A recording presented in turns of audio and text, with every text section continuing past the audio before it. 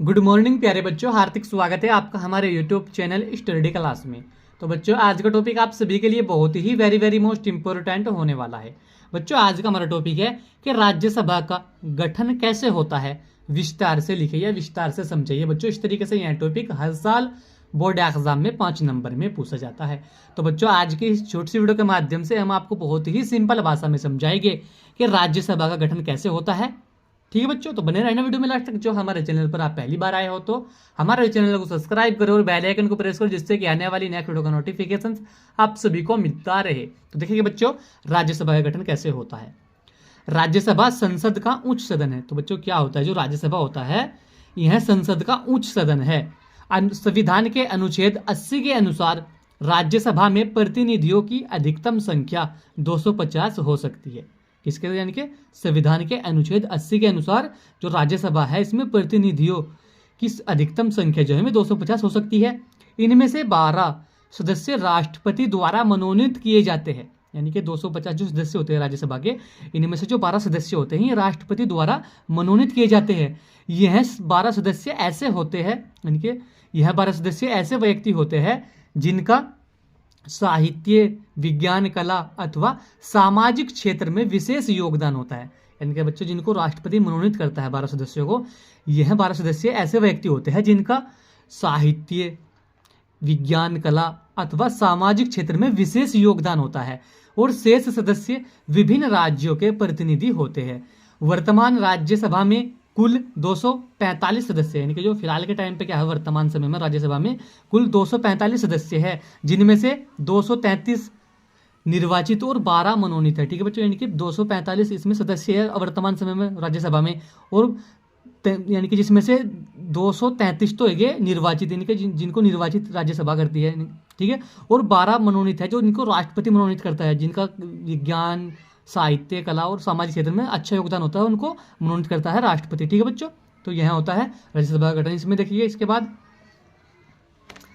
राज्यसभा के सदस्य पद के प्रत्याशी व्यक्ति के लिए अनिवार्य, यानी कि बच्चों जो राज्यसभा का पद का प्रत्याशी बनना कोई व्यक्ति चाहता है तो उनके उसके लिए क्या अनिवार्य है, वह भारत का नागरिक हो, वह कम से कम 30 वर्ष की आयु पूरी कर चुका हो, तब वह राज्यसभा का सदस्य बन सकता है। ठीक है बच्चों, वह जिस राज्य में चुनाव लड़ रहा है उस राज्य में लोकसभा के किसी निर्वाचित क्षेत्र में मतदाता हो तथा वह संसद द्वारा निर्धारित अन्य शर्तों को भी पूरा करता हो। तो बच्चों, तभी वह राज्यसभा का सदस्य बन सकता है। क्या, एक तो बच्चों वह भारत का नागरिक हो, वह भी राज्यसभा का सदस्य बन सकता है, और वह कम से कम 30 वर्ष की आयु पूरी कर चुका हो, यानी कि 30 वर्ष से कम ना हो।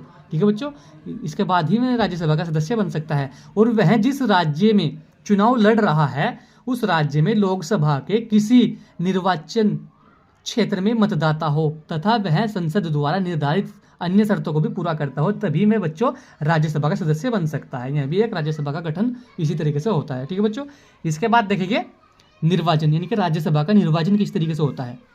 राज्यसभा के सदस्यों का निर्वाचन अप्रत्यक्ष विधि के द्वारा किया जाता है। इनका चुनाव प्रत्येक राज्य की विधानसभा के निर्वाचित सदस्यों द्वारा अनुपातिक प्रतिनिधित्व के आधार पर एकल संक्रमणीय मत पद्धति द्वारा होता है। तो बच्चों, क्या होता है, किस तरीके से राज्यसभा के सदस्य का निर्वाचन होता है, यानी कि राज्यसभा के सदस्यों का निर्वाचन, चुनाव जो होता है, इनके सदस्यों का चुनाव जो है हमें अप्रत्यक्ष विधि के द्वारा किया जाता है। ठीक है बच्चों, और इनका चुनाव प्रत्येक राज्य की विधानसभा की निर्वाचित सदस्यों द्वारा अनुपातिक प्रतिनिधित्व के आधार पर एकल संक्रमणीय मत पद्धति द्वारा होता है। ठीक है बच्चों, यही तरीके से राज्यसभा का गठन होता है। इसके बाद देखिए बच्चों, और क्या होता है इसके अंदर। इसके बाद देखिए बच्चों, राज्यसभा एक स्थायी सदन है। और बच्चों, राज्यसभा जो होती है ये एक स्थायी सदन भी है। ठीक है बच्चों, इसके 1/3 सदस्य प्रति 2 वर्ष बाद अवकाश ग्रहण करते हैं, यानी कि इसके 1/3 जो सदस्य होते हैं वे प्रति 2 वर्ष बाद अवकाश ग्रहण करते हैं और उनके स्थान पर नए सदस्य चुन लिए जाते हैं। ठीक है बच्चों, तो क्या होता है राज्यसभा के अंदर, राज्यसभा एक स्थायी सदन है और इसके 1/3 जो सदस्य होते हैं ये प्रति वर्ष, यानी कि प्रति 2 वर्ष बाद अवकाश ग्रहण करें, यानी कि 2 साल के बाद में इनके सदस्य जो होते हैं 1/3 सदस्य में प्रति वर्ष अवकाश ग्रहण करते हैं और उनके स्थान पर नए सदस्यों को चुन लिए जाते हैं। इस प्रकार इसके सदस्यों का निर्वाचन जो है 6 वर्ष के लिए किया जाता है, यानी कि यह अदला बदली 6 वर्ष के लिए होती है। इसके बाद फिर दोबारा से इनका चुनाव या किसी भी तरीके से इनको लाया जाता है। ठीक है बच्चों, इसका जो निर्वाचन है वह 6 वर्ष के लिए किया जाता है। और भारत का उपराष्ट्रपति राज्यसभा का पदेन सभापति होता है, यानी कि भारत का जो बच्चों उपराष्ट्रपति होता है वह राज्यसभा का पदेन सभापति होता है। और राज्यसभा के पदेन सभापति के पद पर कार्य करने के रूप में उसे 4 लाख रुपए प्रति माह वेतन भत्ता तथा लोकसभा के अध्यक्ष के समान अन्य सुविधाएं भी प्राप्त होती है। ठीक है बच्चों, तो क्या होता है, जो भारत का उपराष्ट्रपति होता है ये राज्यसभा का पदेन सभापति होता है, और राज्यसभा के पदेन सभापति के पद पर कार्य करने के रूप में उसे 4 लाख रुपए प्रति माह वेतन भत्ता तथा लोकसभा के अध्यक्ष के समान अन्य सुविधा भी प्राप्त होती है। ठीक है बच्चों, इसके बाद देखिए, राज्यसभा अपने सदस्यों में से किसी एक को अपना उपसभापति चुनता है, यानी कि जो राज्यसभा का सभापति सदस्य होते हैं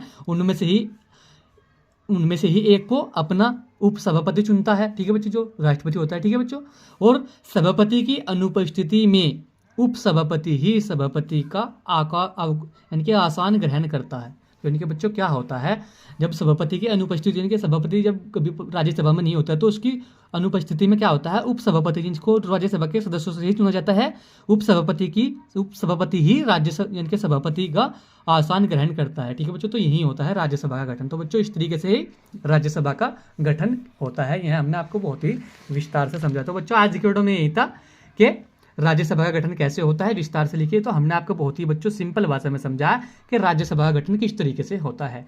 तो आज की वीडियो में यही था बच्चों, क्योंकि यह टॉपिक हर साल बोर्ड एग्जाम में 5 नंबर में पूछा जाता है, और जो बच्चों आप इस तरीके से लिखिए तो आपके 5 नंबर पक्के हो जाएंगे। तो आज की वीडियो में यही था। वीडियो कैसे लगा, वीडियो को लाइक कमेंट शेयर करें। मिलते हैं ऐसे ही के लिए कोई नया वीडियो में, तब तक के लिए bye bye, have a nice day.